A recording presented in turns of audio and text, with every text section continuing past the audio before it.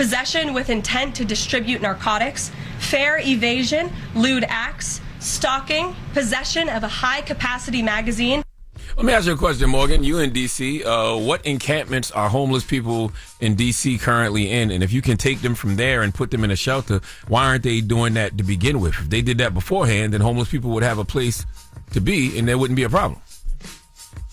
Well, this is true, and there are various homeless encampments around the city located in those national parks that they have referenced, in those press conferences. So that there is a need for homelessness to be addressed in the city, as far as the resources that are available to those vulnerable populations. It seems as though some of those, systems, some of those programs have been cut. So, well, a lot of homeless people don't feel safe in those encampments, in those places. They feel like when they go there, it's more violence. When they go there, people steal their things, and they feel safer on the streets than actually go into a lot of these homeless shelters or homeless hotels and things like that. Which is so backwards and crazy. It is true. So the emergency authority that President Trump exercised under the D.C. Home Rule Act will expire in 30 days unless Congress approves an extension. Now, the president said his action could be used as a model for the takeover of other U.S. cities with high crime rates, specifically mentioning Chicago, L.A., New York, Baltimore, and Oakland during his recent press conference. Now, all those places have black mayors, by the way. Just want to throw that out there. Clock it. All right, so meanwhile, D.C. Mayor Muriel Bowser, who spoke on the show yesterday, says her administration is working hand in hand with President Trump as he implements his crackdown crime plan. But she also spoke about how that impacts the structure of the Metropolitan Police Department. Let's take a listen to her comments.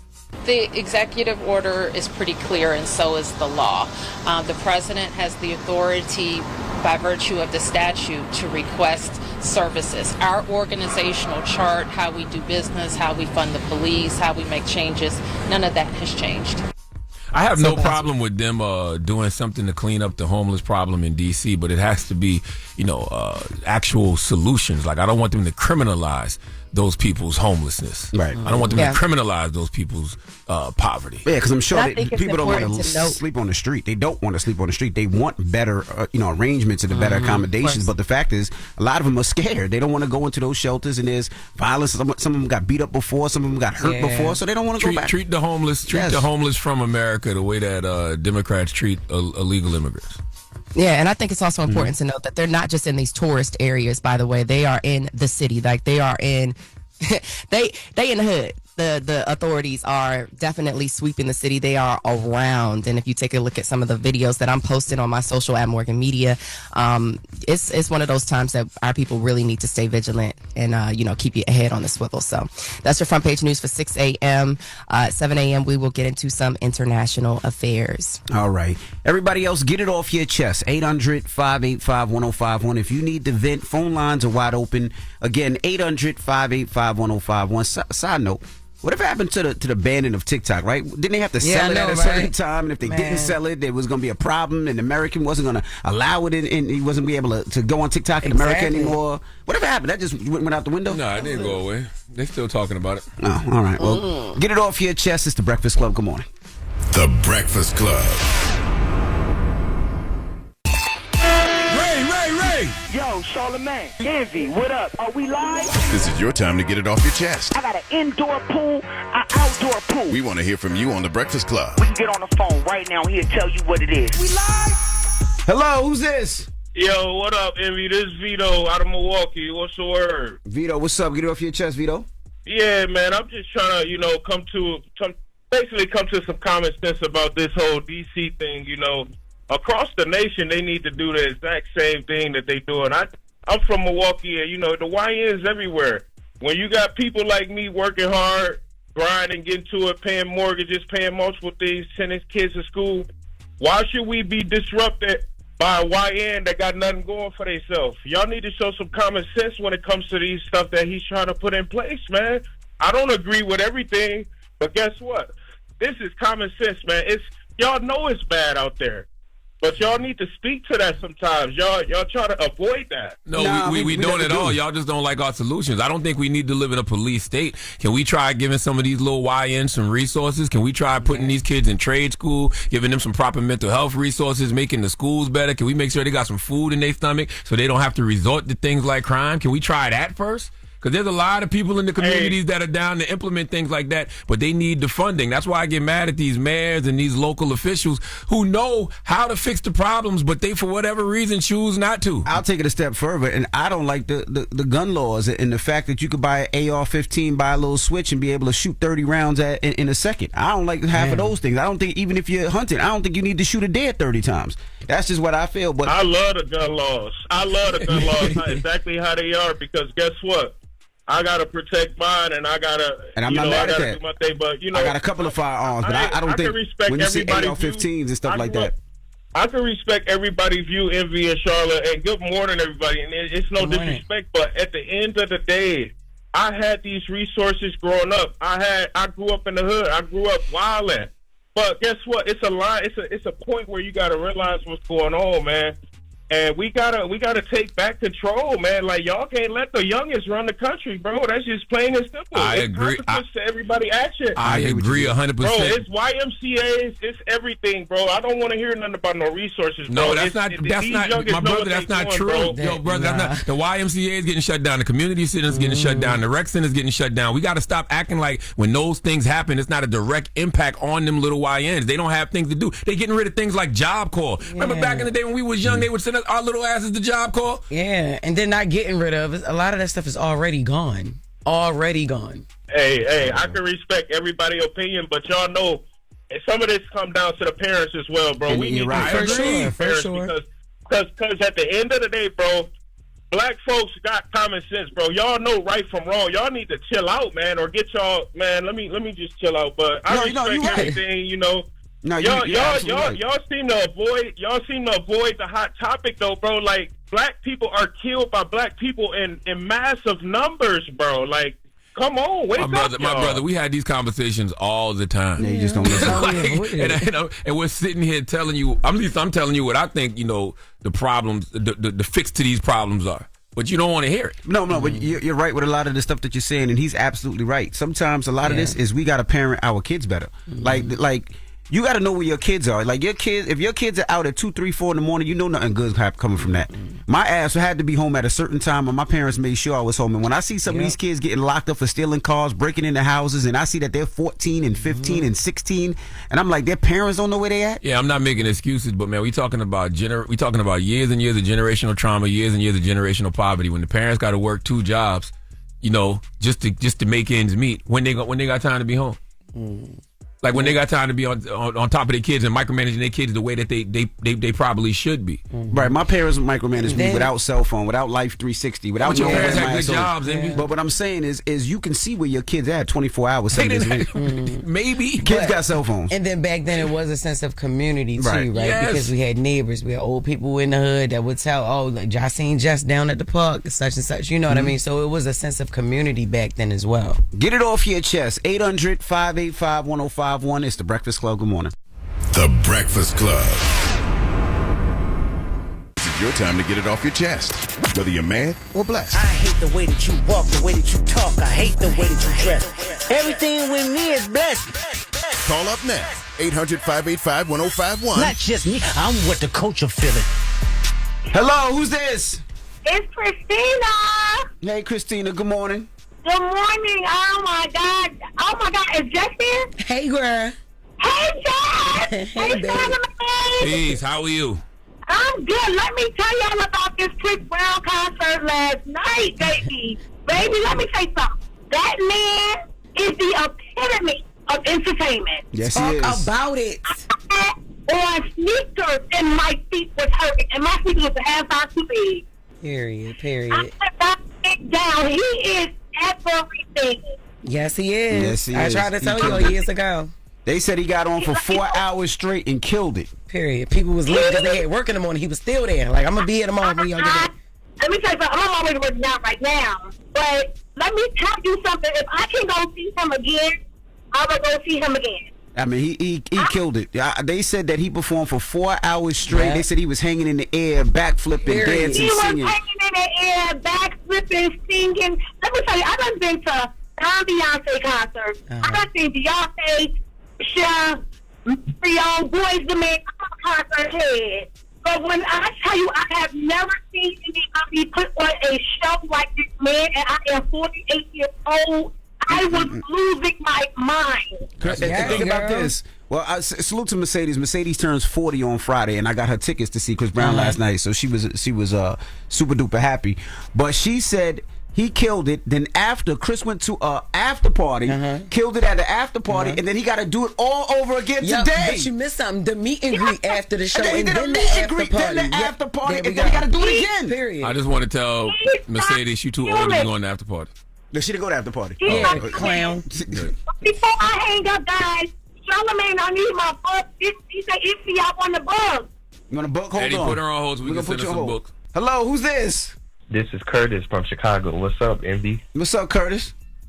So I had to get it off my chest. I'm like, I want to give a special you to anybody who gets in my car and doesn't say anything. So I do ride share. I know y'all get a lot of truck drivers, so I do ride share.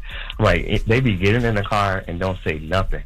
I'll be like, Nancy, Like, first of all, greet me. Nah, he's right though. People should greet. You should know you drivers. Look at them in the face. Hey, how you doing? How's your day? Same thing with pilots. I mean, I would drivers. Yeah, I would do that just because I want to know who's driving me. What if the driver having a bad day? Exactly. You know what I'm saying? Driver might drive you off a bridge just because. Hello, who's this? Yo, what's up, Envy? What's up, Trav? Jazz, what's up, Trav, what's up, boo? What's up, brother? Yeah, y'all know I just came back from visiting Envy's country, right? Oh, you went to Dominica? You went to Dominica? How was DR? Yeah, I was in DR. Oh, nah, my country's Dominica. I don't know what you're talking about. You got your body done? It was beautiful. Hey, yo. Until the last. I got a little BBL. See? Okay. Yes.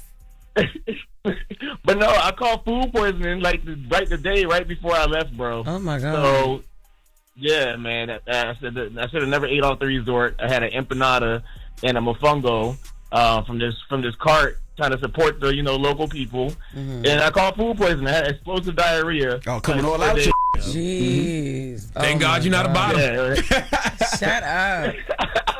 I know you was happy you wasn't a bottom. Didn't ruin your trip. Oh. I literally had to get on the plane. I had to coat my stomach with Pepto-Bismol on the way back. It was horrible, and I was in the house for like 4 days struggling. But I'm better now, and I had a beautiful time in DR, except for like my last day there. You should thank God that you got a good enough job, Trav, that you can pay your bills, put food in your stomach, and take a little vacation when you want to. You living life, brother. Mm-hmm. Hey, I appreciate that, man. I'm definitely living life. Yes, sir. But hey, Envy, I definitely saw a lot of people that look like you. You definitely Dominican. 100%. Actually, it's Dominica. White jeans and red drawers, just like you. White jeans and red drawers. 100%. Damn. Dominica and With the New York Giants jersey. No, and salute to Dominica, the tourism board. They actually trying to get me. They listening to the radio. Good. And they get upset every time y'all say I'm from DR. They say no, he's from Dominica. It's a shame how you willing to be anything regarding if somebody pay you.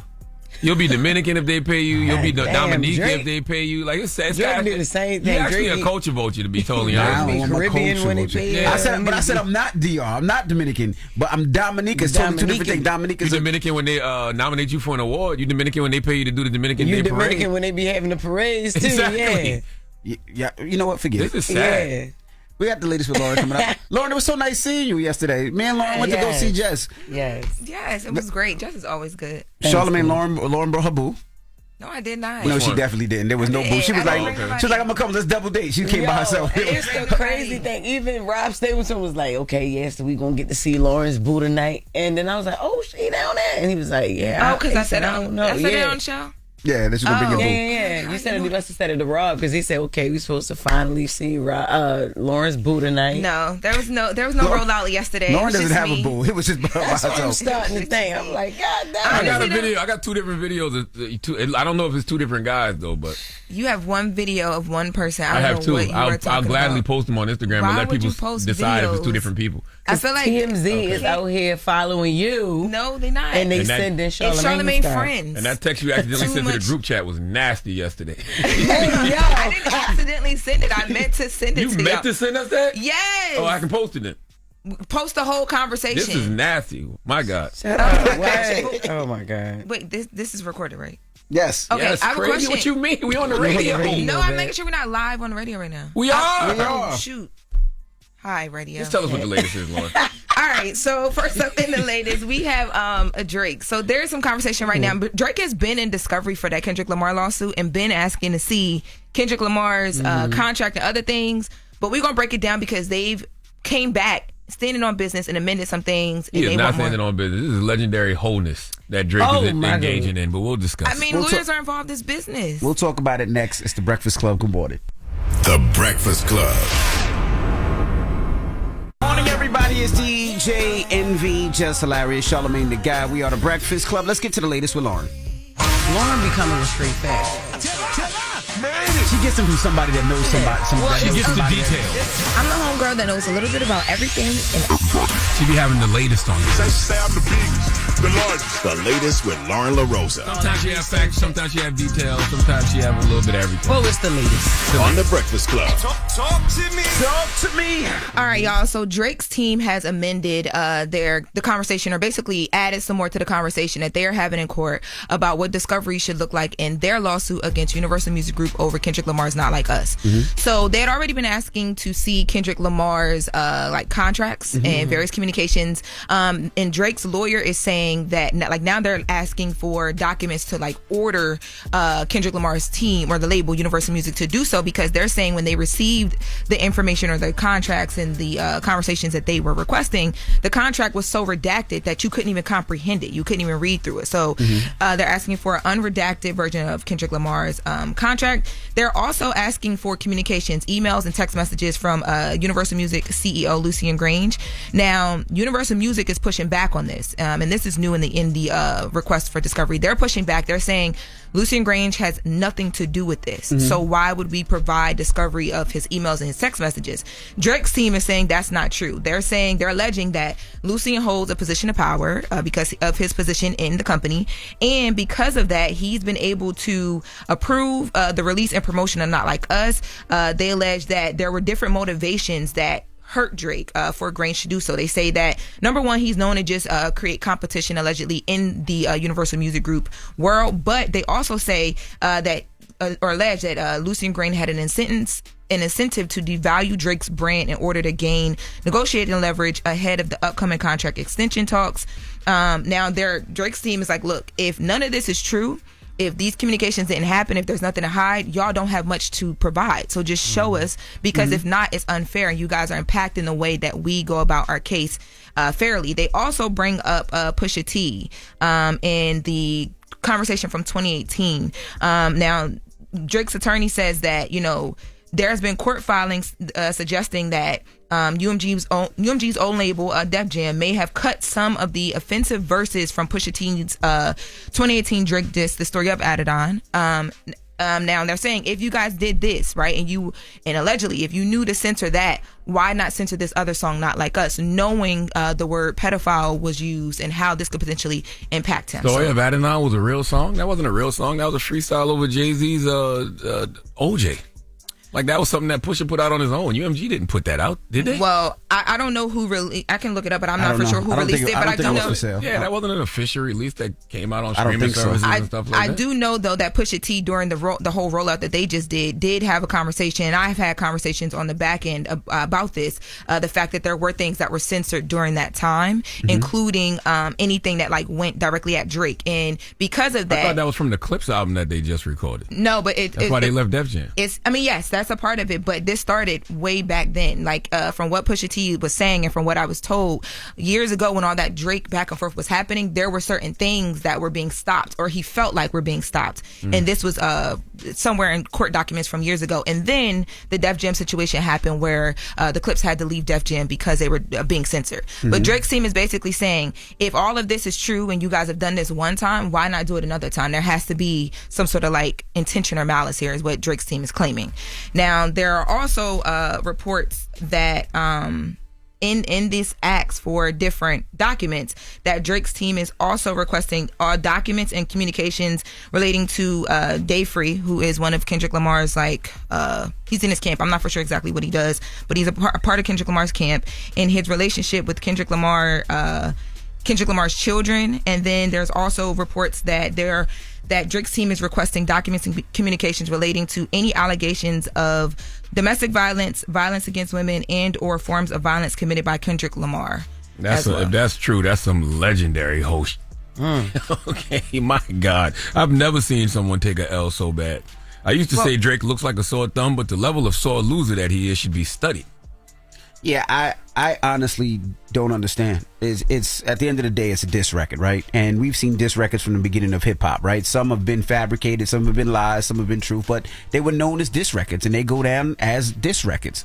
So the fact that you're suing not only Kendrick but also the record label, I don't think he's suing Kendrick, but suing the record label, and the fact that they have to do this just sounds crazy to me. I just don't understand. What if he gets what do you mean, documents about domestic violence? What yeah, so that ain't gonna change the fact you took a L. Well, I think like you got your ass beating the rap battle. But none of this changes the fact, like, because when you go through deposition, they ask for so many different things, and they ask for conversations, and they ask for texts, and they ask for emails, and they ask for all this and that. But it, like you said, it doesn't change what happened at the end of it. But the fact that we keep talking about it, I think, makes it worse. It does make the ass kicking worse. Last time I seen somebody take a loss this bad was Chauncey in Menace to Society after Kane pistol whipped. Okay. Hey, yo. That was the last sore loser I seen on this level. But I feel like we can't move on because of these proceedings. Like, well, we should have been moved on from this. Drake's team, it feels the same way, but they're saying that things are being held and things are not being given to them. If they're given and there's nothing there, they move on as well. I will say Drake versus Lucien is the better story in all of this, because it's always interesting to me when people make hundreds of millions of dollars with a company, and the first time something doesn't go their way, they start complaining about the company.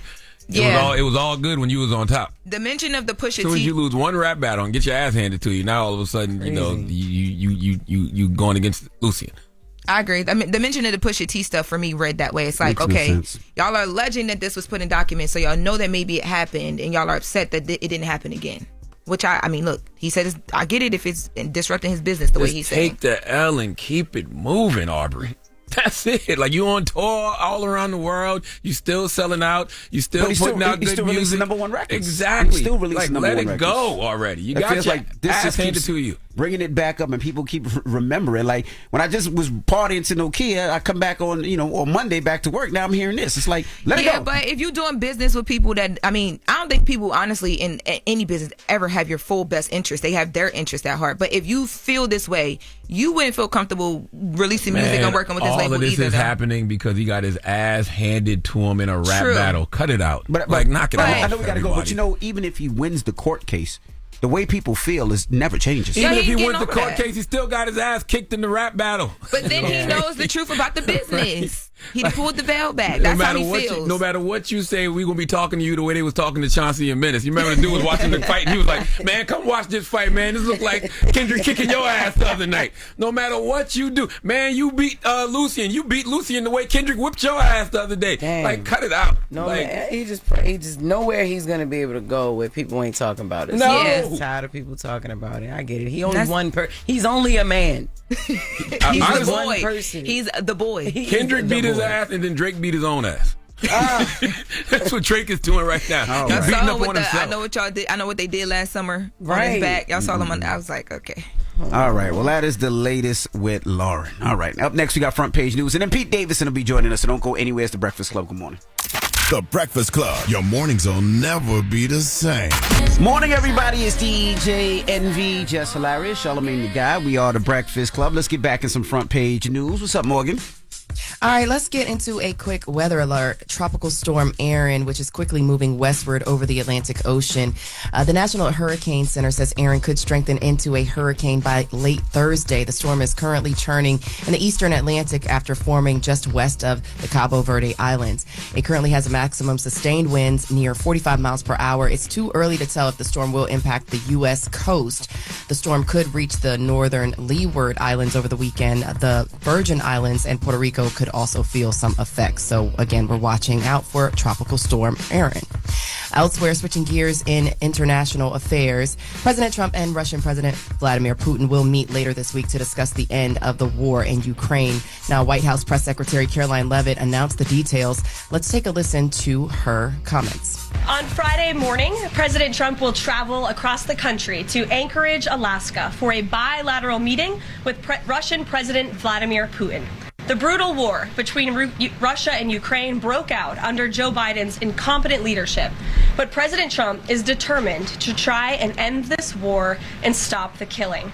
So Levitt went on to say that Trump is hoping for peace and partnership if possible. President Trump and Ukrainian President Vladimir Zelensky are also set to meet virtually today. Multiple reports indicate that Vice President Vance and European allies will also attend that virtual meeting. Now, Zelensky has recently said that Ukraine won't give up any territory to Russia and will not give up trying to gain NATO membership.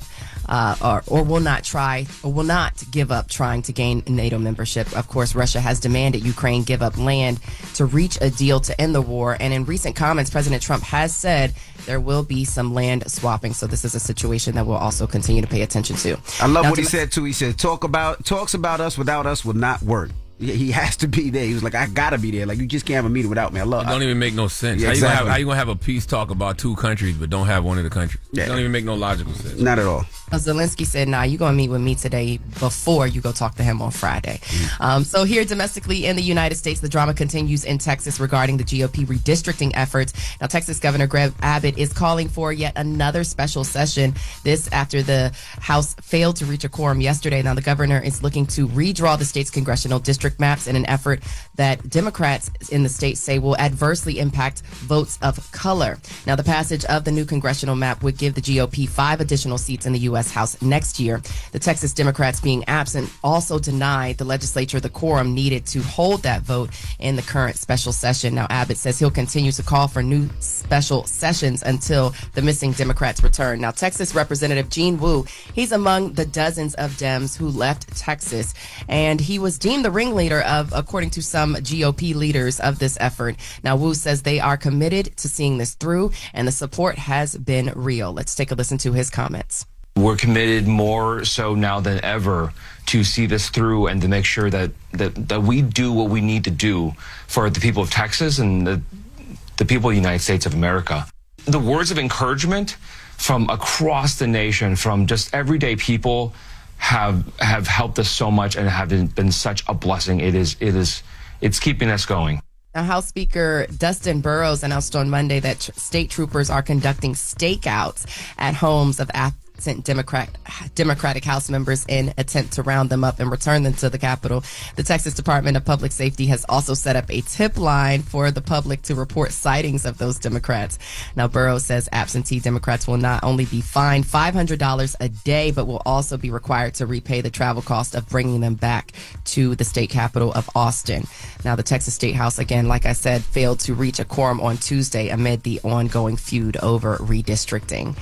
And for my last story, I know this doesn't necessarily impact you guys because y'all don't fly with this airline, but many people do. Spirit Airlines is raising concerns. It may not survive much longer without raising cash. It's in a this after their quarterly report was released on Monday. The budget airline says it continues to be affected by adverse market conditions, including weak demand for domestic leisure travel. This comes less than 6 months after Spirit came out of bankruptcy. Spirit said it's also considering selling airport gates, real estate, and some aircraft to get more cash. So they about to sell the planes and the seats and some more stuff.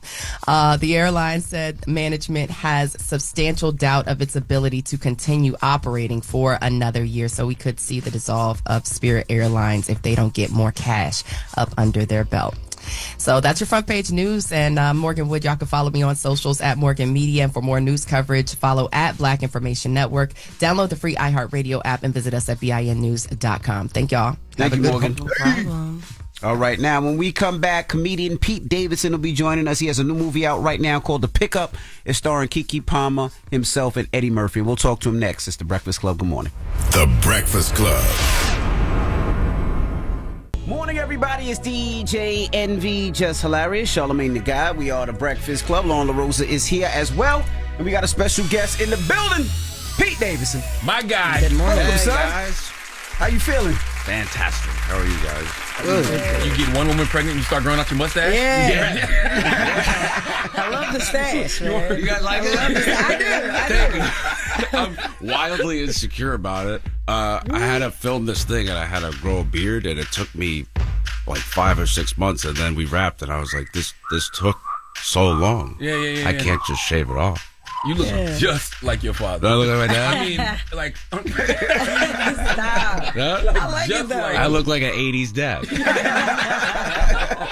No, I like it. How are you, man? I'm good. Right. Everything's good. Finally. I'm just sober and, just a guy now. Amazing. Yeah. In my 30s, I got to stretch when I wake up. There you go. Yeah. Stuff hurts. Oh, I'm immediately to tell you, you got the Ineos. You got one too, I heard. My boy Mark, we went to high school together. Oh, you went to high school? Yeah, Mark? the Ineos Grenadier. What is the Ineos? Freehold, yeah. It's this crazy off-roading, like, what is that, French car or whatever? Yeah, so a billionaire the story is a billionaire who loved the Defender from Land Rover, wanted to buy one, and they said they didn't make it anymore. So he said, I'll buy the company. That's some rich He said, right there. no, we're not going to sell it to you. So he said, I'll make my own. He made his own. Land Rover sued him. He won, and now he makes his own vehicles. Wow. And He won. Yeah, he won. So it's based off of his own styles. He likes to go camping. So the car is just really cool. Like, I go through, you can go through damn near anything. Floods, I saw whatever. the video of you in Jersey. You see me in the flood, right? It was looks like a Bronco. It was like 4 feet of water, Looks like and a you Bronco. could just Damn. Go right through it. no problem. That was cool. So I love the vehicles. It's Okay. pretty dope. And now you got one. yeah, they said you got one. I had to. But Mark told me to say hello. What's I was up, like, Mark? I know him before you. Before you. Yeah. You in a new movie now? What's the name of the movie? The Pickup. The Pickup. Yes. Yes. Eddie Murphy and Keke Palmer. Yep. I was working with Eddie. Hell yeah. I mean, it's ridiculous. I'm a huge Eddie Murphy fan. Eddie Murphy's like the reason I got into comedy, and I got sent the script and I didn't read it because I just saw Eddie Murphy's doing this, and then I saw Keke Palmer's doing this, and Tim Story's a great director, and I just had a blast, man. He's such a star. There's very few stars left, but when he's on set, even if you can't see him, you're like, Eddie Murphy. And he was a star. 80s celebrity was totally different than anything that we got now. No, they were real movie stars. You didn't know what they did all day. And he's you can just see what Mark Wahlberg's doing right now. Right. Now, that's not a dig at Mark Wahlberg, but like I know his whole morning routine. I know what I know his family better than I know mine. And I think that ruins stuff. Like, you don't know anything about Eddie Murphy, really. Tom Cruise, you don't really know anything about. I mean, he has an Instagram, but like you don't, there's that sort of aura that makes you want to be like, oh, I'm going to go see this movie. Like Christian Bale or whatever. He doesn't have an Instagram. So when he has something out, you're just like, oh, I got to go see this. When did you realize that? Because I remember when you got rid of all your social media. I got rid of it because mentally it was destroying me. Because you know how they'll be like, well, for me, it actually wasn't like this, but there'll be like 100 nice comments and 2 bad ones. I would only see the 2 bad ones. And I also just don't like anyone could just reach out to you. You're very accessible. Someone could DM you or reach out to you, or if you're hanging out, they're like, hey, follow me. And I just didn't like all that stuff. So it's been tough, like with just career-wise. It's like a tough thing to be 31 and not have an Instagram, but I think it's just better for me.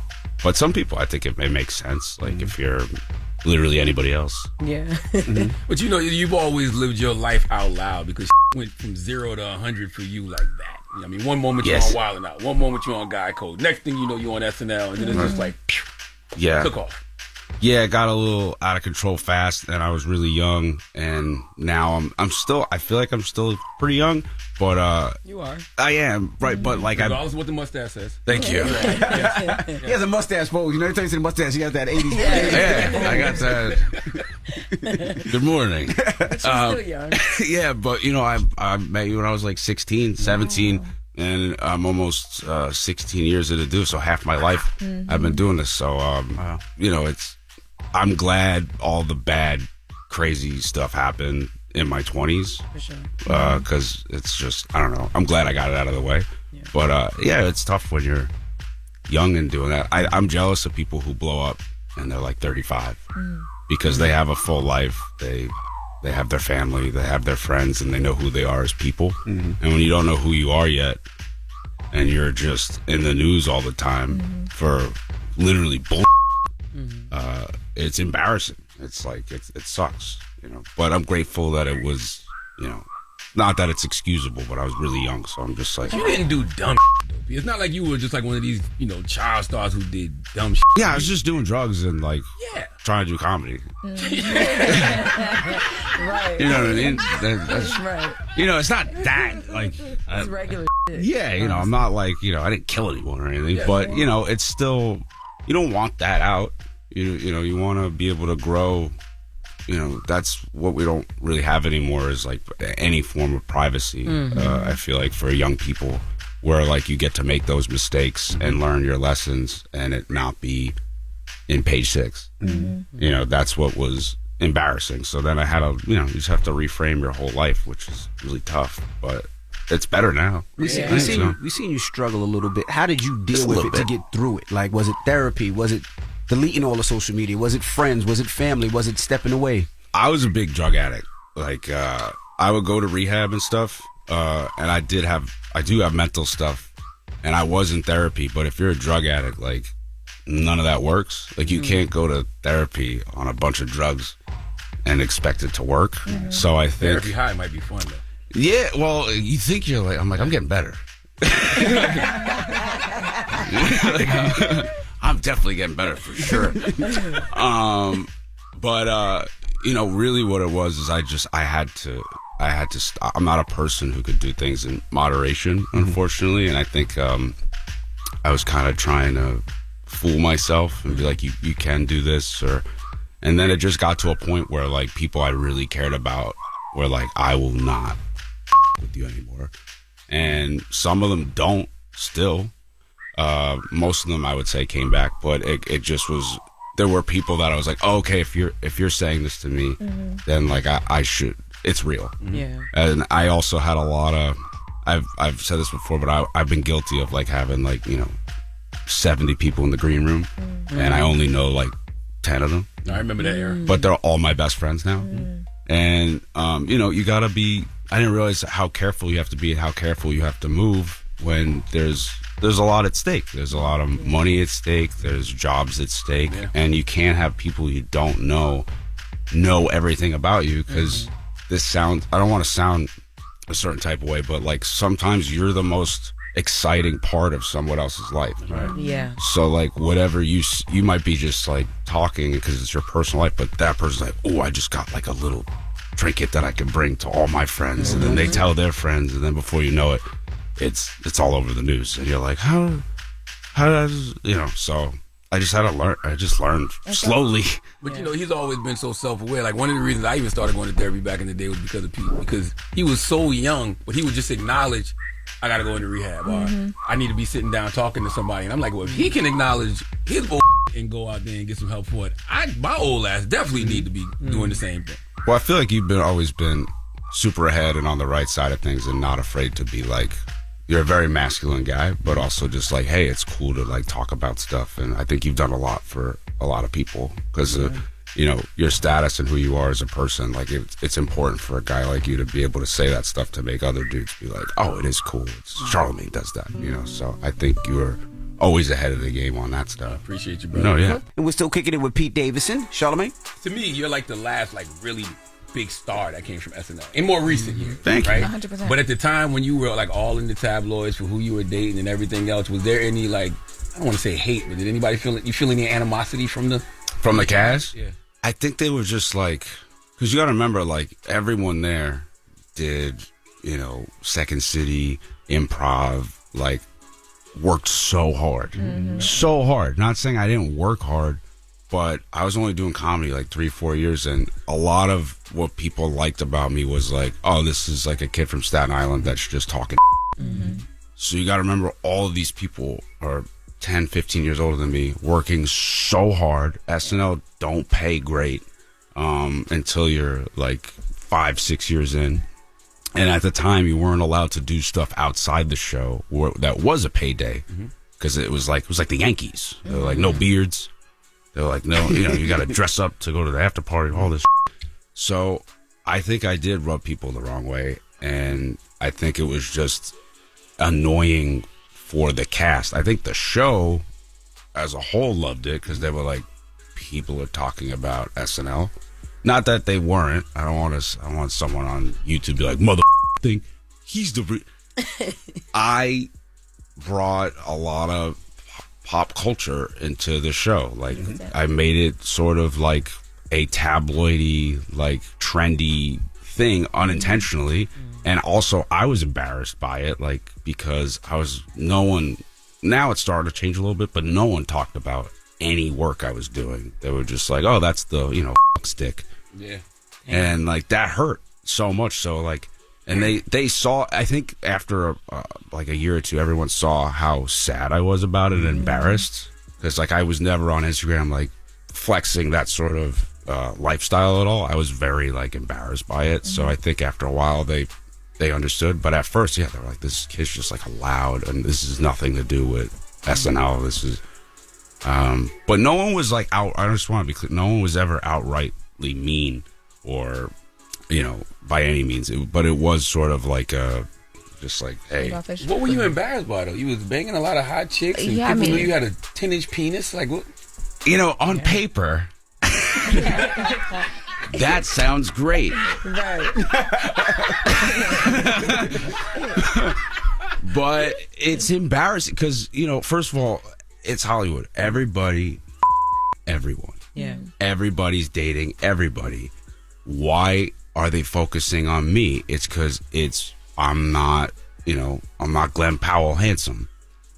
I'm just this like dude that tells jokes that is a drug addict. So it was like it was like what is it? It was like what? Yeah, and it had nothing to do with comedy, and like also like that stuff affects relationships. Like seeing that and like trying to move around and go on dates and like just be like a young dude who's trying to figure out who he is, and like not to be like I don't want to victimize myself in any way because I'm cool, but like the sexualization of me, like if that was a girl, like people would be like, there'll be a march for it. Like you just seriously, you're just talking about my all day and people. If you talk about girls' ass or girls' titties or girls' vagina, it would. Yeah, but it's like people do that on the internet to like let's say Sydney Sweeney or whatever. But it's people on there's no like radio hosts or like news people being like this guy with the or like they don't talk about girls like that professionally. Like it was professional. It was like pointed out on the street. Like it was embarrassing. When did that start? Like who started that rumor? It was I think it was like the New York Times or something when I started dating someone that I guess they considered out of my league, which I think everyone is out of my league, but they were like, this guy must have big energy. And then someone confirmed it, and then it was just like confirmed it. I don't remember.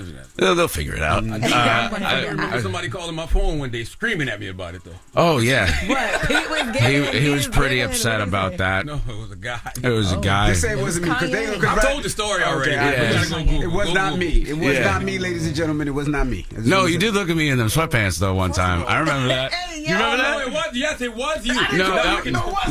No, not the one who was called you screaming. But I remember one time I wore sweatpants, and I was like, did anybody just look?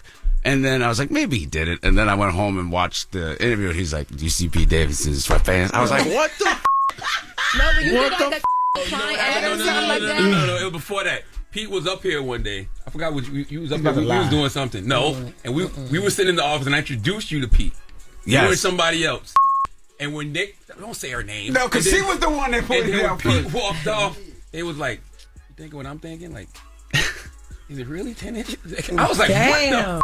It's also, I don't think it is. This is embarrassing. You said it. I don't like how you treating Pete right now. It's not about his genitals. You was having that Look, this conversation. is the thing. Why was Pete bricked up in the meeting? I think it's just a warm day. Oh my God! Wow. It was just a good sweatpants day. But You he did know? reply that he was checking me out too, so it made me feel good. Okay. Even if he was lying, he said he was checking me out too, so it made me feel good. Sometimes it looks good, you know? Damn. I wouldn't know, Pete. I can't relate. Didn't you do an ad? Which ad was it where you kind of played into the BDE? Stop sexualizing him. No, Guys, I'm uncomfortable. No, I just did a Reformation sort of thing. was it that one, the recent one? No, this was a while back. I believe it was Calvin Klein or something like that. It was like the first time you kind of played into it. You got your tattoo. Right, yeah, that was Reformation. But like you played into it a bit. Yeah, and well, that made it worse. I got it once I got sober, and I looked out from like, what my friend says. I looked at it from the cheap seats. I was just like, I have not capitalized on people talking about my for over a decade. I was like, I should make some money over this, So I've been sent a lot of stuff over the years, like big sandwich, big this. What? Yeah, exactly. And I've been like, nah, like Arby's? that. Where's the meat? No, I won't. They might come up with a bag soon, so you might see a big sandwich soon. So I don't want to shit on them. But I've over the years gotten a lot of offers like that, and then Reformation came with, I thought, a really brilliant ad, because they're a girls' clothing line, and they were like, we want you to be the face of a girls' clothing. I was like, that's cool. And then I got most of my tattoos removed, and the whole thing was kind of like, at the time, a year ago or a year and change, there were articles that were like, Pete's a crackhead that like lives with his mom, and I was like, I'm a crackhead, but like I don't live with my mom. Like that hurt, and it was like Pete's career's over. I got in trouble I canceled Bupkis, and I got in trouble for it because I love that show. I love doing Bupkis. I had a blast. Thank you for being in it. It just got to a point where I got really tired of my whole career just being like my personal life, and living through that it's sort of traumatic. Like, not to be like lame, but like it's traumatic to live in your own crap all the time. And it got to a point where like we would write stuff that I was comfortable with, and then I think the head of whoever was running my show, who greenlit it, was gone, and then this new person came in and was like, I think Pete should be banging Martha Stewart this season. I think Pete should have more mental issues. And I was like, oh, but like I wouldn't do that. And they were like, well, Pete the character. And I was like, I can't do this. And I was like, if I want any shot at being in real movies or being seen a certain way, I was like, I can't just play myself all the time and be this like sack, so they've been trying to exaggerate your trauma, basically. Yeah, which I get. Like, I would too. If I was a studio head, I'd be like, that's what works with Pete. So I had to, step back and kind of take a little bit of be in purgatory for a little bit. And then Reformation came out and was like, do you want to do this? And I was like, oh, okay, I could show everyone that I'm sober and that I put a little weight on and that, like, I'm an adult. And I felt like they helped. It's corny, but I feel like they helped me start to, like, switch the narrative a little bit. So I love doing that. We're still kicking it with Pete Davidson. Loren. You talking about being happy? I know you got your baby on the way. Yes, thank you. Congratulations, Daddy Mustache. Thank you. I couldn't be more excited. Yeah. I saw you say that this is going to be the best role you've ever played. It's the only thing I've ever felt since when I was young and my dad passed. I remember, my mom used to be like, what do you want to be when you grow up? And I used to be like, a dad. I always wanted to be a dad because I felt so crappy, and I wanted to like make sure that a kid didn't feel that way or have to go through like what I went through. And then when my girl told me she was pregnant, I felt exactly how I felt when I was like 7 or 8 years old, and it was so nice because when you're little and you're like, I want to be an astronaut or like I want to be whatever. Like a lot of that stuff fizzled out, but I felt the exact excitement that I felt when I was little, and I couldn't be more stoked. It's going to be fun. Your decision to share the news and all the things, just because of how much it sounds like you went through with just like your own battles with media and all that, why share the news? Well, they knew for a while, and they were being cool because, they found out, I think someone saw us going into a doctor's office or something, like real early on, and then it was super stressful because one, I would ideally like no one to know anything. Yeah. And I would just like to be a normal human and be able to enjoy that process with my lady. And it became super stressful because one, as you know, when you have a baby, you don't know if you're actually having one for a while until you make it to a certain point. Right. Yeah. And then it's healthy. And so they found out way before that, and luckily the outlets that found out were super cool, and for the first time ever in my life, and I felt very lucky, they were just like, we'll give you 2-3 months, and then that's still. Yeah, that's.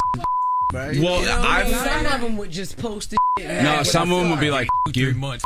That's how f***ed up the world is. Where I'm like, they're being really nice. Like, you know what I mean? Like, what a nice outlet. I feel bad for my girl because all of this, like, I bring a lot of like anything we do or she does now is gonna be a thing. And I feel really bad because one, I don't like it either. I consider myself a private person that's just stuck in that cycle. She's a very private person, and this is her. She's the one going through she's the one doing all the work, you know. And it's supposed to be a beautiful experience, and like she's never made me feel this way or said anything, but like I feel so guilty and horrible that like in any way, shape, or form I could not allow her to have the ideal pregnancy that almost every woman gets to have and enjoy. So luckily she loves me and knows what comes with me, and we've talked about it before we fully were in a relationship. But like I really feel for her in that aspect that like, you know, she didn't want to post that.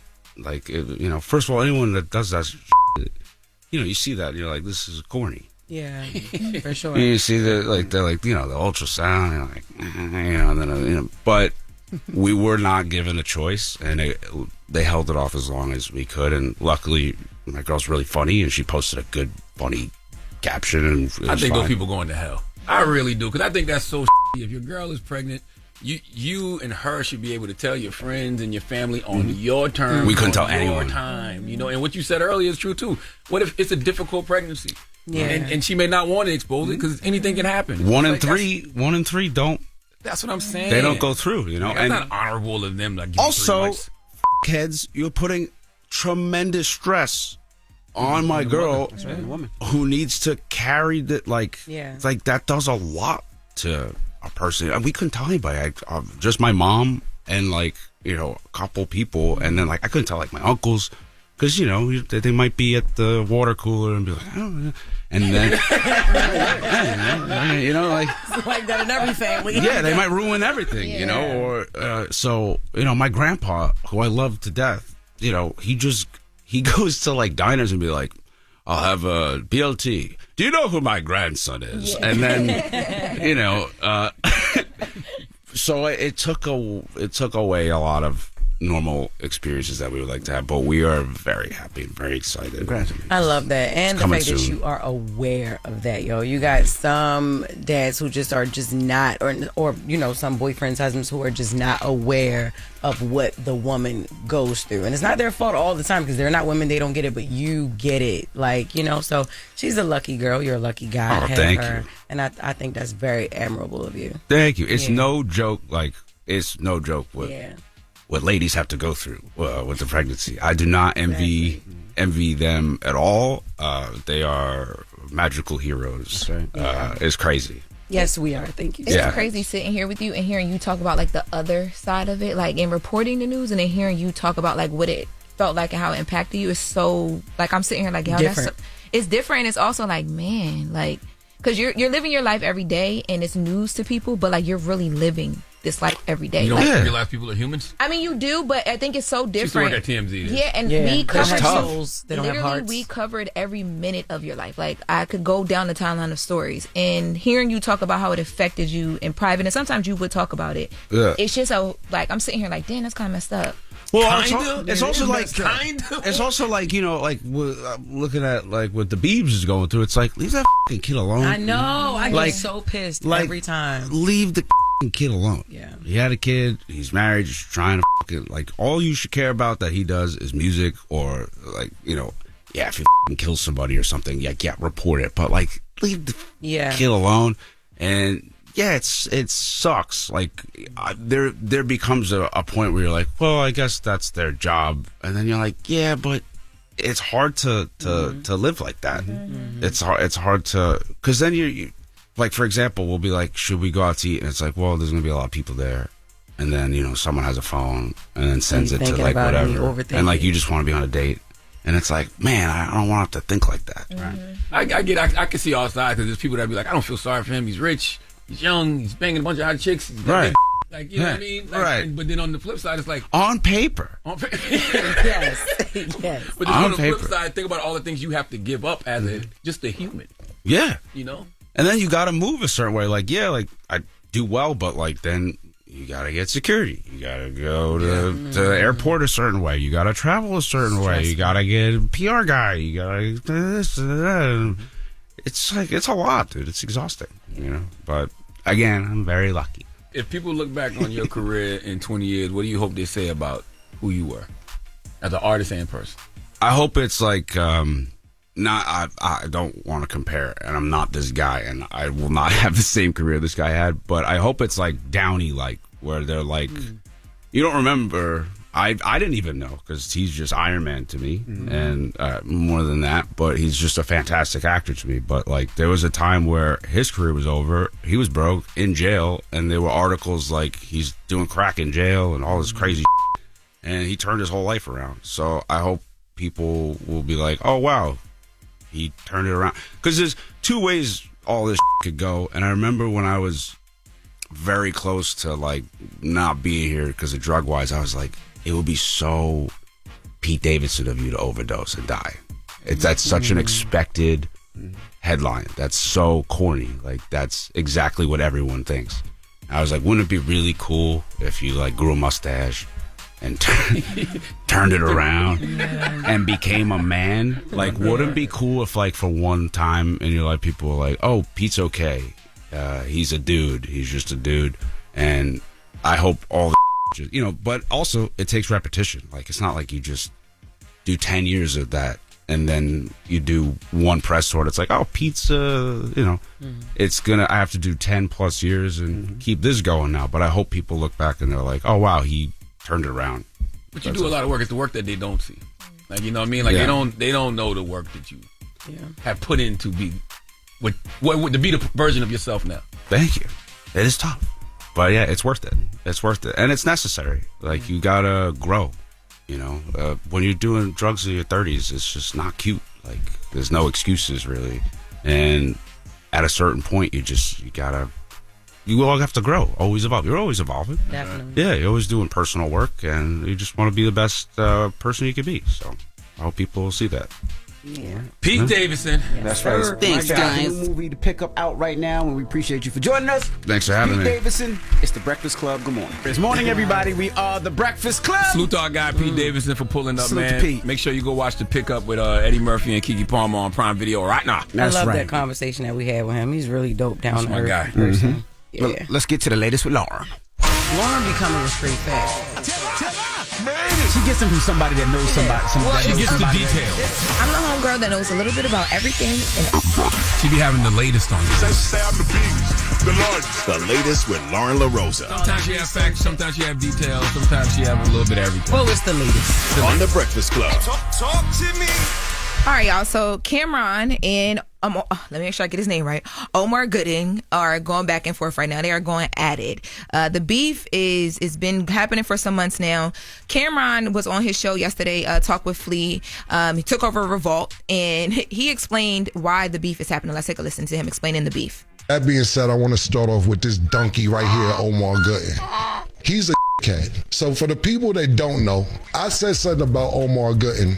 Omar Gooding Jr., since you got us offended. A while ago, I did this, right? I was talking about the B-class actors, how they don't get paid a lot, and they got to sit around and wait for a director, somebody to call them, and they don't get a lot of films. And I was like, I felt bad for them, and I called him Omar Gooding Jr. by accident because his brother's Cuba Gooding Jr., and I was like, he got mad about it. He's like, yo, I ain't no Junior, and I'm like, damn, I forgot, I'm sorry. So he went out and did 3 records dissing me, and I was like, yo, dude, what is this about? So then I went on his Instagram, and I seen he was doing a comedian tour in mad restaurants, like Red Lobster, Olive Garden, that type. He's doing comedy, so if you go out and eat, you might randomly see him doing comedy and Taylor, I know you're on maternity leave, but I need you to get Cameron saying this donkey right here for a donkey of the day. Exactly. Come on now. I ain't never did the donkey. Yeah, so then Cameron starts to talk about, because what ended up happening was Cam booked Omar Gooding for a movie. Cam is so petty.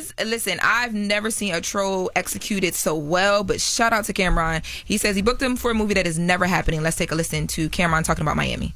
So you know me, I got a new way to play when course. I booked that for $7,500 to do a movie for 3 weeks. He said I didn't. So you know what I did? I booked him to do a movie that's never coming out. Flawless victory. Drop on the clues bombs for Cameron. Man, Cam don't play fair, man. He's one of those ones that you don't want no problems with him because he is petty king. I thought 50 was petty. That's different. No. You acted like a movie. I mean, you acted like you had a movie to cast this guy. And they're the same level of petty. That's why when they went. That's crazy. why their back and forth was so entertaining back in the day. Yeah, that's crazy. That is crazy. Not only so, Cameron showed you a bit of the movie on his Instagram, and he was talking about some of the scenes that Omar Gooding was doing. But I told y'all that Cameron took over Revolt TV as CEO yesterday. So the rollout was impeccable, because yesterday, if you watched on Revolt TV, you could actually see the film that Cameron's talking about, because he has Omar Gooding Jr. signing all the paperwork so that he's able to use all the content. But today, the movie will actually be on Revolt's YouTube channel at 5 p.m. and there's like an active waiting where you can sign up to watch it. I thought it wasn't a real movie. It wasn't, but they shot it though. So he has the content. Well, he has the content that they shot. So even if you go to it is a movie. So last night, yes, but it's not coming out like what Omar Gooding thought it was coming out. He's just showing you. He's going to show you that scene. He's going to show you what Omar Gooding shot. So last night you could have watched it on Revolt TV, the actual network. Tonight you can watch it on Revolt TV's YouTube channel. But this is all a part of Cameron taking over Revolt TV as CEO. He brought Talk with Flea, his content, over to the channel. Oh, he CEO of Revolt TV. It's just like he sat in for the day to take over. So they turned everything pink. They brought the show over. It was like a whole thing. Okay. But Omar Gooding did respond to Cameron talking about the movie booking. Let's take a listen to that. First of all, thank you, brother. You are next level. A free trip to Miami, $2,500 in my pocket to do some push-ups with my shirt off. Thank you. And knowing that garbage ain't coming out is even better. Show it on your little show all you want if you need ratings that bad. I'm almost 50. Think of about man boobs and I ain't never said I was in shape. Who gives a about that grown-ass man? What's funny, though? I've been laughing. I've been laughing all morning. My is mad. Calm down. It's clear you're not a rapper no more. You've decided to give up rap and just try to crack jokes. No, I'm not coming on your show. I'm not helping your ratings no more. But thank you. No bullshit. It's about selling records and you getting ratings. If you don't think they tuning in for what I'm about to do, thank you, man. Keep booking. I'm going to keep spinning it. You can't call it garbage now, Omar, because you did it. You know and he was acting good in it, too, for what I saw. Well, he's a great actor. Yeah, don't call it garbage now, because if you thought it was garbage, you wouldn't have done it. And one of the producers just let me know that I accidentally called him Omar Gooding Jr. My bad, bro. I meant to say Omar Gooding. He coming at you. Yeah, my bad. But I just want the record to show Cam has always been funny. I know Omar said that Cam decided to be a comedian. No, that's always been part of why we like Cameron. I didn't know that Omar Gooding rapped. Did y'all know that? I never heard none of the diss records. I thought you was at least gonna have a diss record. I have one. Let's listen to part 3. This is the last one that he did. Let's listen to Omar Gooding dissing Cameron. Where have I been? What did I miss? Yo, when did it escalate to diss records? This been going on since January. I've been seeing it, but Cam be kind of like going at everybody, so I didn't really pay it much mind. But the music has been there. It's 3 parts. It's called Fix Your Mouth. There's 3 parts. That was number 3. I didn't know Omar Gooding could rap. Yo, it's one part in here where he calls Cam a tampon because he says he only spits once a month. I was like, what? Where did all this come from? I didn't call even. him a tampon. I love that. Spits once a month. Once a month. Tampon. Period. Once a month. You What's only spit got to use do with it though? Like he's saying that the box spit out the he's saying Cam don't rap no I more. never heard He y'all just sit say on it his spot. spits. Yeah, either.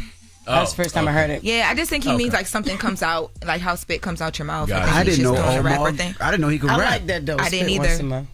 Yeah. Like he got a flow. Like he sounds like a rapper. And the beat is nice too. Yeah. I don't know. Cameron make me want to step my petty up publicly, man. Yes. You should. I've been doing like a lot of backroom, boardroom petty, but that looked fun. What Cam did. Casting a nigga for a movie that Yes. never's coming out. That's never coming out. That's fun. That is diabolical. That's something that Charlamagne probably would do to me because he know I'm always asking for roles.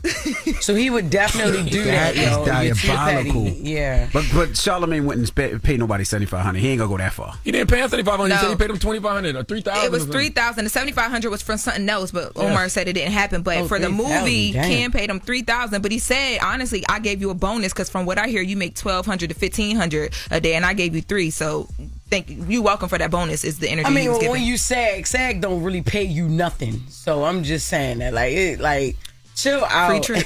That was some good public pay, though. It But see, I'm was. past the point where I have to put my name on it. I like to do it behind the scenes and just sit back and watch the chaos. Well, that's what he did at first. That's what he did. Oh, he did. He When you did think that at about it. first. Yeah, that's what he Right, did. He you're wasn't there. He was just right, watching right, it, right, and he was right. like, "Look at the man boobs. Look at the." That's what he did at first. Right. Well, yeah, whatever content Cam will be releasing from that scene that Omar Gooding shot will be on Revolt's YouTube channel today at 5 p.m. That was Eastern Standard hilarious, Time. Cam. Dropping the blue bubs, Yeah, Cam. and I'm not petty, by the way. I am totally that petty. I actually can't wait to watch.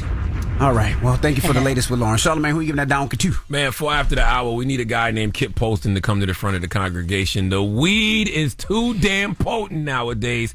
We'll discuss. All right. We'll get to that next. It's the Breakfast Club. Good morning. The Breakfast Club. Your mornings will never be the same.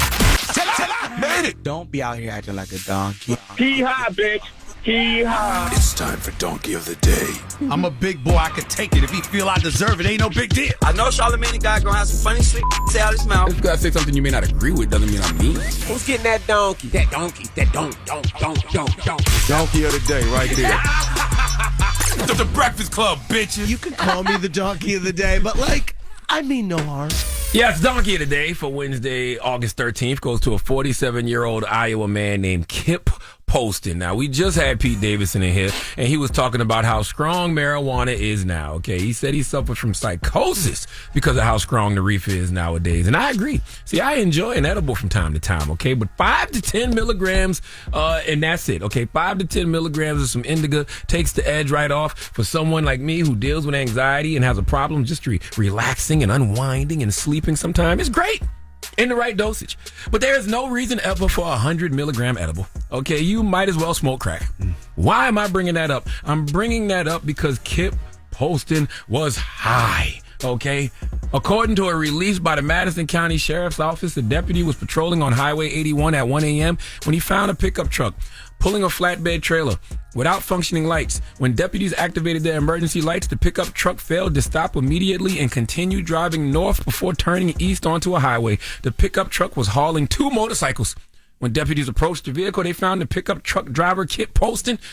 Wait, why am I telling y'all this story? Let's go to News 4 for the report, please. Local news, a traffic stop in Madison County, Nebraska turned into a bizarre arrest yesterday morning after deputies found a naked man behind the wheel. According to the Madison County Sheriff's Office, the incident on Highway 81 began around 1 a.m. when a deputy attempted to pull over a truck hauling a trailer without functioning lights. When deputies approached the vehicle, they found 47-year-old Kip Poston of Iowa completely naked, using a pair of pants to cover himself. He told deputies he was hot and allergic to his own sweat.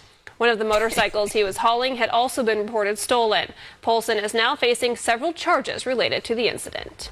Envy wants to know if the pickup truck was stick shift. You'd love to ride shotgun, wouldn't you?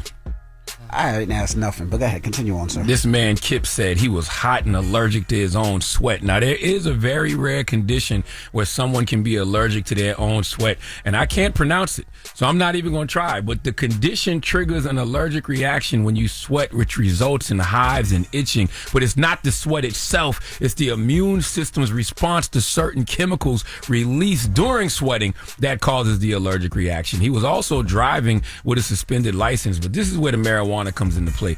During the interaction, it says Poston's alertness deteriorated rapidly, which caused the deputy to request medical attention. But then they said he would gain composure. So he probably was on an indica sativa hybrid, because deputies also found a pipe and dab. Okay, not just a pipe and dab, a container with a substance believed to be THC, and a marijuana water pipe. When they tried to place him in the patrol car, he resisted. He dropped to the ground and refused to move. So let's put it all together. Okay, he was in and out of alertness, all right, when police was talking to him. Then he popped back up and got alert. Then he refused to move when they tried to place him in the car. This man was high as WNBA Poom Poom, okay, because the weed is too damn strong, all right? This man 47 and probably still trying to smoke like he used to, but not realizing this is not the THC that we grew up on, okay? Do you realize they got this genetically modified, concentrated THC products like oil and shatter and dab and edibles, and they are able to get THC to 95%? You might as well do heroin.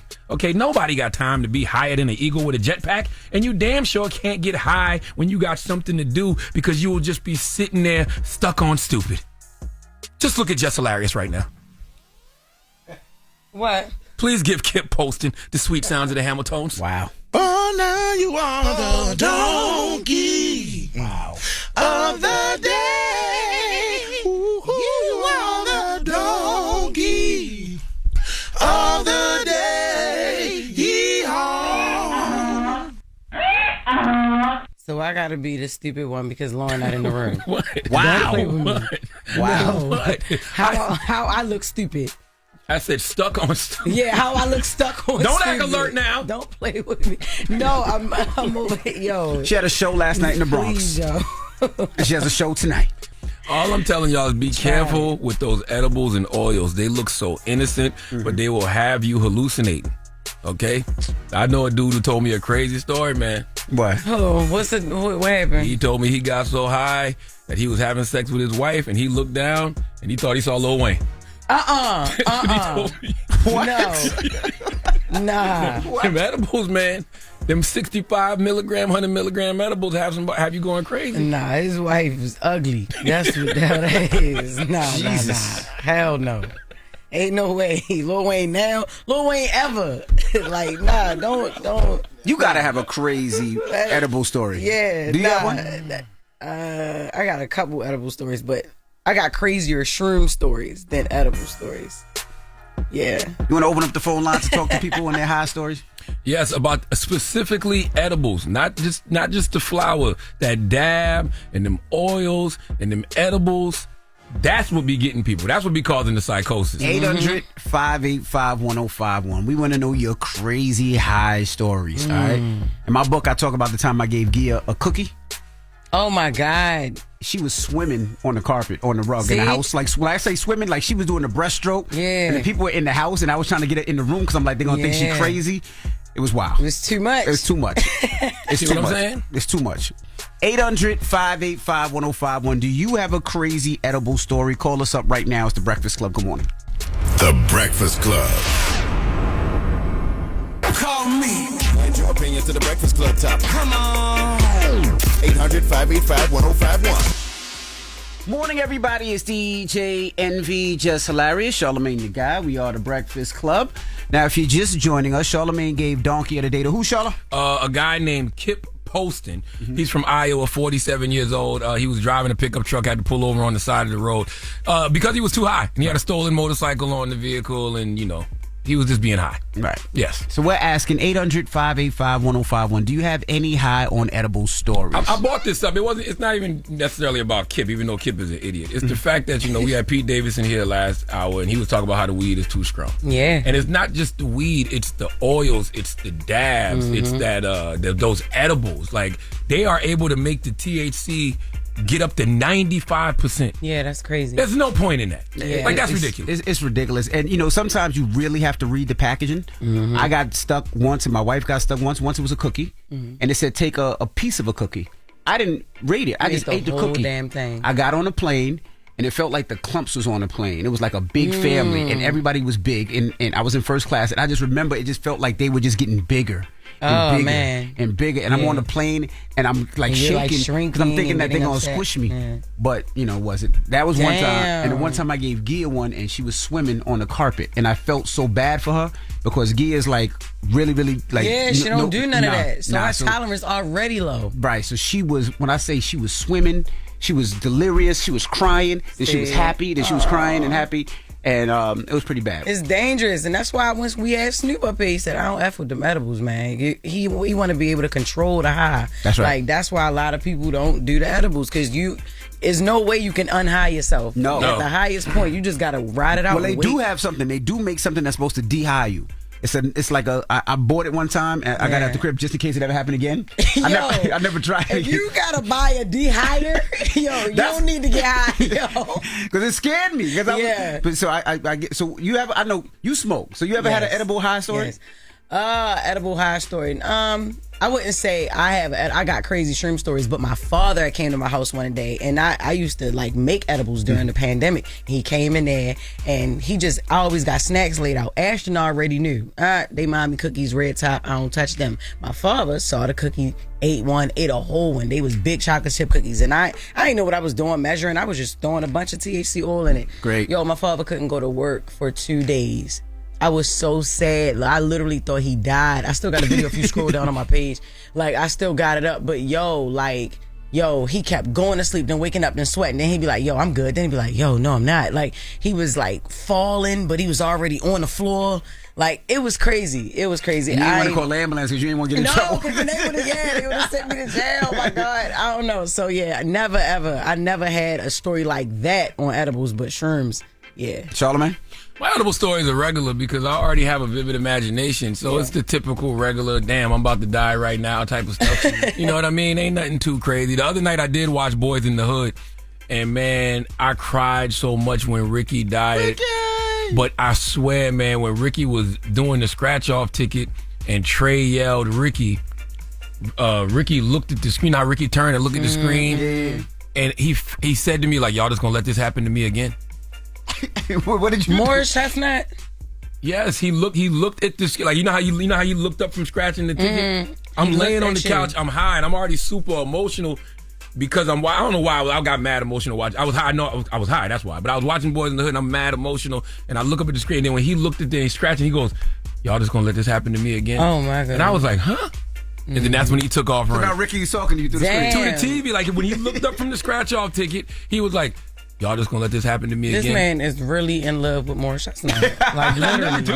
Yes, it does, because he is Ricky. Hello, who's this? This is Nikki. Hey, Nikki, good morning. We're Hey, talking girl. high stories. What happened with you, Nikki? Okay, so my high story is, I hope you guys are ready for this. So I thought I was so high that I was hallucinating, okay? Okay. And so it was so bad that I thought I was going to die. So I started freaking out, and I called the ambulance, unbeknownst to my husband and my son who was in the house. So the ambulance and the paramedics, they pull up, and my husband and my son was unaware. So they all bust in the house like I'm really about to die. So I'm not telling no one that I called the ambulance. So once everybody busts in and they're checking my pulse, they're checking my vitals, and everything seems to be fine, they're like, I don't know what's going on. They're asking me all these questions, and I'm just pretending that I'm dying, so I can't talk. So my husband busts in the living room, and he's like, what's going on? And so they're telling my husband what's going on, because remember, I'm dying, I can't talk. So my husband said, well, that's not the case. He said, she took a gummy. So I'm looking at my husband like, really, dude? And so all the EMTs, like, just looked at one another and just bust out laughing.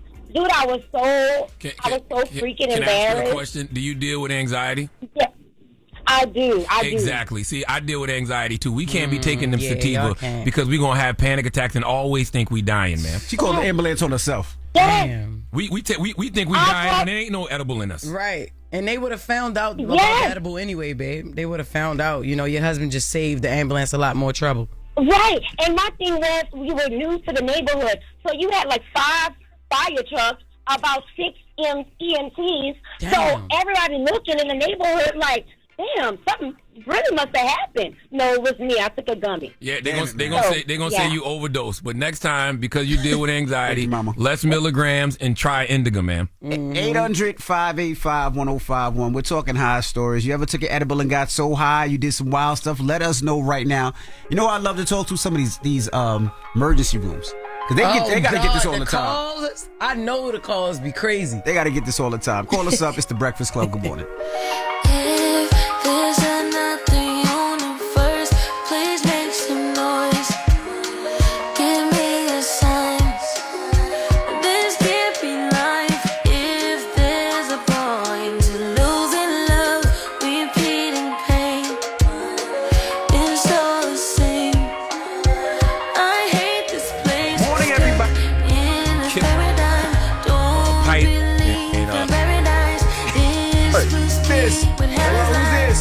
Got to be more, got to be more sick. Like Usher, See the problem with that.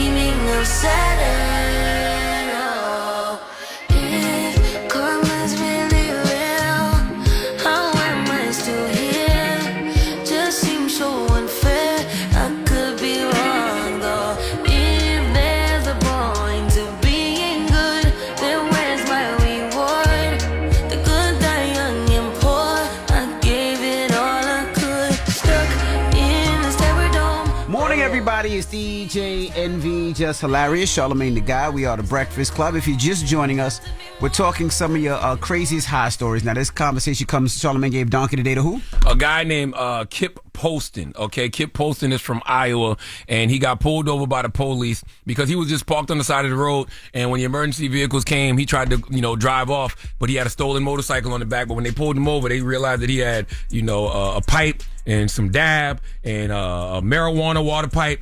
All types of stuff. And he was butt-ass naked. I forgot that part. Yeah, I'd make sure butt-ass naked, saying he was allergic to his own sweat. He was high. High off that reefer. Hello, who's this? Hey, this is JR from Detroit. Hey, what's up? What up, Doe? What up, dog? Guys, that was great with y'all. What's going on? Tell us your high story, brother. My high story, like, I was high. I ain't gonna lie, I was high off the weed first. But then when my brother came through, he gave me an edible. Now, it's my first time taking the edible, so I ain't know it was going to hit like how it's supposed to hit. So I ate half of it. I drank some milk, and then I ate the other half.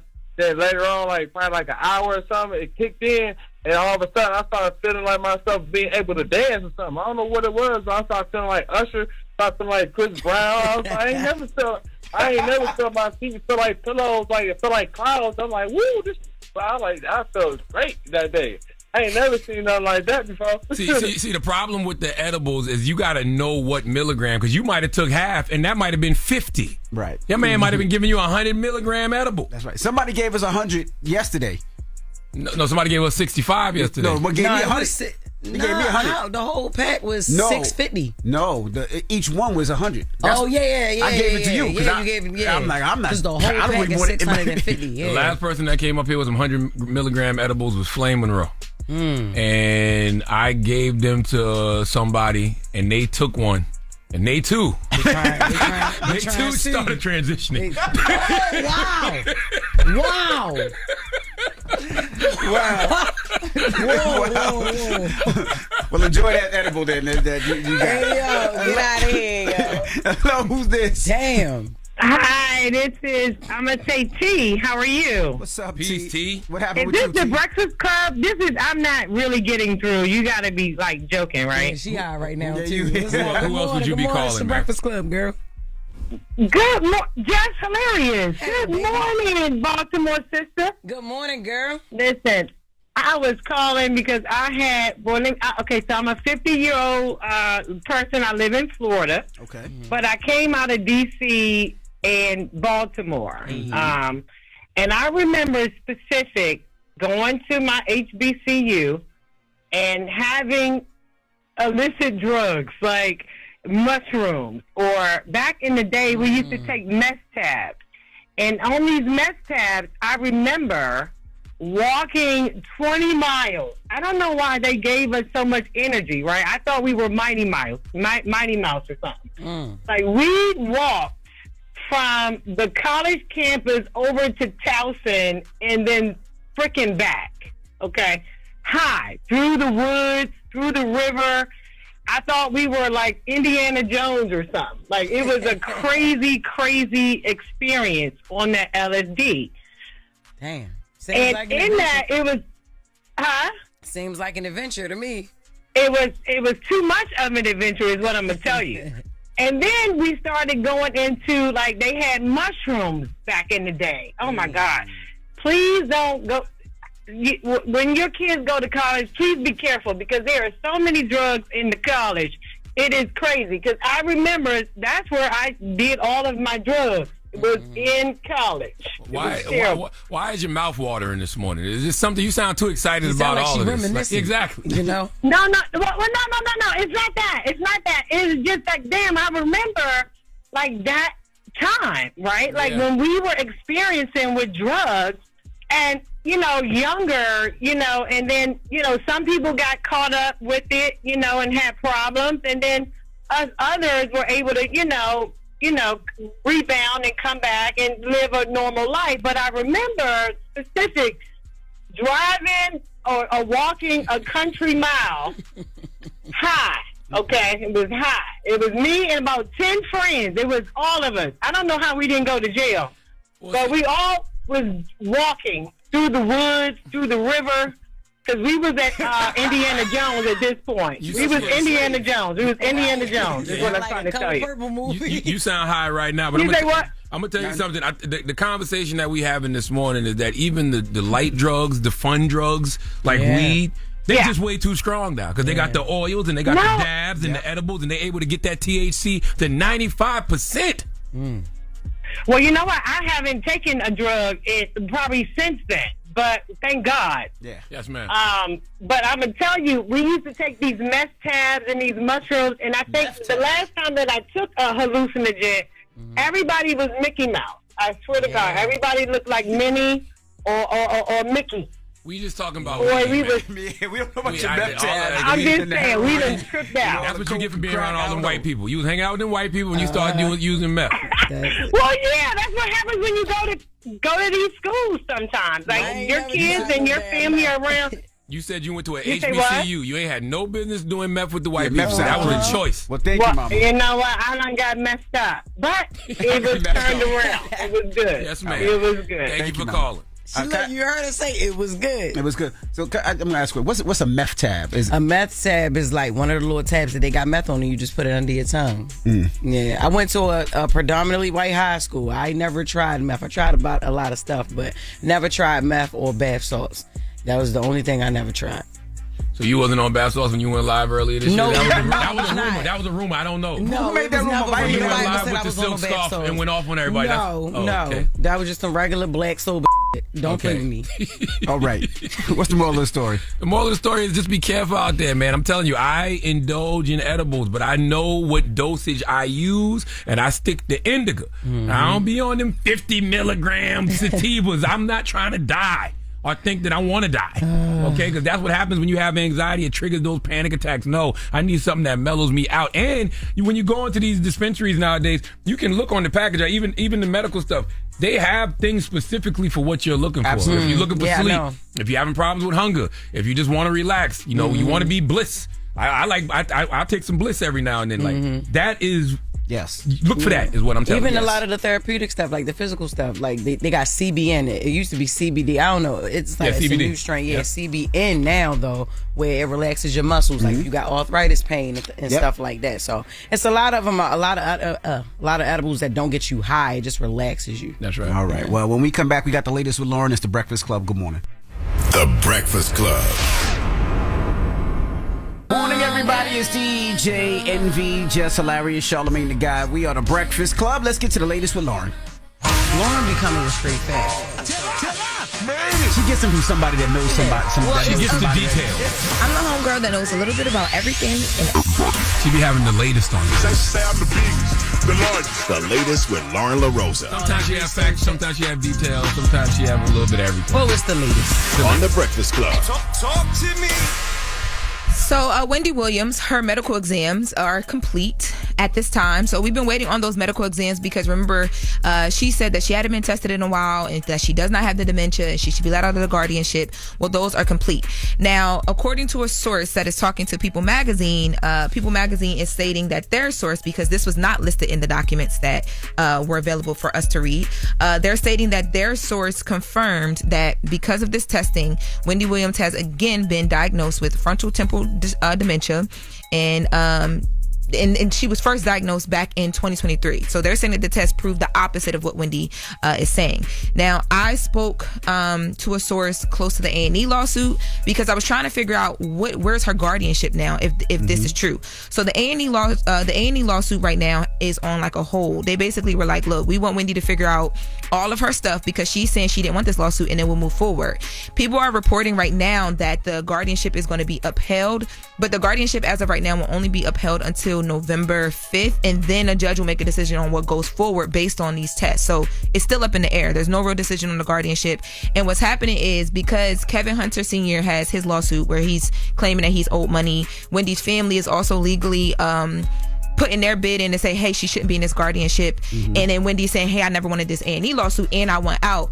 The A&E lawsuit and those attorneys are like, look, y'all figure all that out, judge, and then in November we'll come back, see what's sorted out, and see who we even have to deal with. Is it Wendy because she's out of this guardianship, or is it going to be a new court appointed guardian and attorney based on what happened? So that's a little bit of an update there. Okay. Now in other news, Kevin Hart. Congratulations to Kevin Hart. It was announced. We can clap or something. We got a little something. Congratulating him for. Not y'all. I was talking about Eddie with the audio. I was going to say, let me get through it. So Kevin Hart has teamed up with Netflix, and he's going to be dropping a new stand-up comedy competition series. So now this competition series, he's going to be looking to crown the next big name in stand-up. So this will be guided by Kevin Hart and his crew of comedy titans. It's going to be announced at a later date, like more details, or the title of it, but it's going to be an 8-episode series, and it's billed as unfiltered, uncensored, and unapologetic. The competition will pull back the curtain on the gritty, hilarious, and often unpredictable path of stand-up comedy career. So he's going to be looking for contestants from all across the nation that will face rigorous tests that can you be quiet? That mirror the real-life journey of a comedian. So it'll be like everything from, how hard open mic sets can be, to different rewrites that they have to do, the pressure of getting on the big stages, and it'll give viewers a very authentic look behind the curtain of comedy's like dark moments and high points and all the good and bad things. But he's looking for that next big comedian, or a comedian that's already out there that should be crowned. Or dropping a clue bomb to Kevin Hart. Do you have to find anybody anymore, though? Because I feel like when a person has a talent or a person has a skill set, because of social media and the internet, they can showcase it if they want to. Most definitely. I feel like they're trying to find God. People say, I found God. Nigga, you was the one lost. But there's a lot of people, I'm sure, that get busy that just we don't see because maybe they only have 1,000 followers or 2,000 followers. Now you give them an opportunity, put them on stage and put them to work. Yeah, well, applications are now open if you want to go and apply. But I think also, too, it's giving that person the platform. So whether it's a comedian who's already been out there or someone who needs it. I was going to ask that. Is it somebody let's say, I don't want to say his name because then it'll start, but let's say Gary Owen who wants a Netflix special. Man, let's say Gary Owen did it. Disrespectful. You ain't had that energy when Gary was here last week. So don't be disrespectful to that man. That's a good way. But that's what I'm asking. That's a good way to get on Netflix. See what I'm saying? Is it established comedians and new comedians, or is it just new comedians? Because it could be good both ways, and that's not a shot at Gary Owen. Yes, it was. No, it wasn't, man. No, it wasn't. Can we please make note who made the shot this time? Because Gary Owen said he hasn't got a Netflix special, and I'm saying that. Yeah, but that wasn't a shot. I like He's Gary doing Owen. great on YouTube. He's doing great. Doing great in life. Yeah. He is. He sold out mash. Why are we talking about Gary Owen? Gary Owen's doing busy. I'm just asking, is it like that? Like, is it established comedians as well as new comedians? It seems like, because it says the next generation of comedians, so it seems like they do want to find like fresh new people. But I think that this would be something great for somebody who feels like they just need the platform of Netflix. Like maybe you are on social, but coming over to streaming on Netflix will give you, especially with Kevin Hart and all the people that are going to be involved. But that's my point. Yeah, we'll give you. But I didn't think Gary Owen. That's not a shot at him. I like Gary Owen. No, it wasn't. Yeah, but congratulations to Kevin Hart. That's all that I have in the latest for the day. All right. Thank you, Loren. And listen, I want to tell people, man, salute to Cheryl McKissick Daniel. Dropping the clues bombs for Cheryl McKissick Daniel. Her new book, The Black Family Who Built America, is available everywhere you buy books right now. Okay. Period. Yes. Well, salute to explain Cheryl who McKissick. she is and what her family does Man, for people that Cheryl don't. She's been on the McKissick, show, but people might not remember. Yeah, she's going to be on this week, actually. But McKissick & McKissick is a construction company that's been around for like 7 generations. It started in the 1800s, and they have contributed to some of the, greatest institutions in our country, like Lincoln Field in Philadelphia, the Barclays Center. That new project they're doing now, right? The JFK, one of the JFK terminals. Yep. I forgot which one. I think it's Terminal 1. Don't quote me on that, though. But yes, this book is incredible, man. And it's actually, to me, a real book of resilience because, like I said, they started this company in the 1800s. Okay? And it's still going in 2025. So if you can start a company in the middle of slavery, as a black, as 5 black generations. people. Yep, 5 generations. I thought it was That's seven. right. Seven generations. And real quick before we get out of here, In Terminal 1, this is 5 generations, they said. They just texted me. Cash Doll Sim just did. went Text on me. Twitter and said, "I love my man." So apparently, her and Zadarius is back together. It was just a little beef, a little kerfuffle that they may have had. Girl. And she went back on X and she said, "I love my man." Okay. So he must have gave her that Jody special. You know what I'm saying? That's what we said Jody yesterday. special? I hate you. That is the latest with Clap Lauren. the cheeks, yo. Like, remember when But Tyrese no, it when started. Jody- No, baby boy, it started with that mouth first. Oh, yeah. Well, he might have, He might have gobbled it up. And, Thank you, Lauren. Thank you, Lauren. People's Choice Mix is up Thank you, next. Jeff. It's the No Breakfast Club. problem. Good morning. The Breakfast Club. Your mornings will never be the same. Morning, everybody. It's DJ NV, Jess Hilarious, Charlamagne the Guy. We are the Breakfast Club. Salute to Pete Davidson for joining us this morning. Man, salute to PDD. Make sure you check out his new movie, The Pickup, with Eddie Murphy and Keke Palmer, now streaming on Prime Video right now. And Pete looks happy. I'm happy for Pete. Yeah, me too. And his mustache, man. He got the whole dad stash That's right. going on. Yes, he Yeah, does. I told him that yesterday. It's the clearest I've seen him in a long time. So salute to my guy. Salute to everybody in the Bronx at Salsa Con Fuego. I went there yesterday to check out Jess. She killed it. Shout out to Desi. Thank Shout out to you. Rob Stapleton. And you're back tonight, right? Yep, back tonight. Show starts at 7 p.m. So make sure you get there on time, get your drinks, get your food ordered and everything, and sit your ass down and get ready for some funny jokes to fly, man. I can't wait to get there. Love y'all in the Bronx. I see y'all tonight. And I love it so much because you get there early. It starts at 7:30, and you're out of there before 10. You're home by 10:30. Period. And you're knocked out by 10:30. It's not a late night on a school night. So salute to everybody in there. And then this Saturday, of course, is my last call show of the year, the Drive Your Dreams call show at the Meadowlands Convention Center, which is 20 minutes from the city. I can't wait to see you guys this Saturday. Get your tickets if you have it. Now, Charlamagne, positive note. Yes. Before I do the positive note, I want to tell everybody tomorrow in Atlanta from 8 to 9:30, Mandy and Weezy will be at the Barnes & Noble in Buckhead. Okay, Mandy and Weezy from Decisions podcast. They'll be doing a live talk, meet and greet, book signing of their New York Times bestselling book, No Holds Barred, a dual manifesto of sexual exploration and power at the Barnes & Noble Buckhead tomorrow, 8 to 9:30 p.m. All right, go pull up on Mandy and Weezy ATL. And the positive note is simply this: focus on improving yourself, not proving yourself. I repeat, focus on improving yourself, not proving yourself. Have a great day. You guys. Breakfast Club, bitches! Y'all finished or y'all done?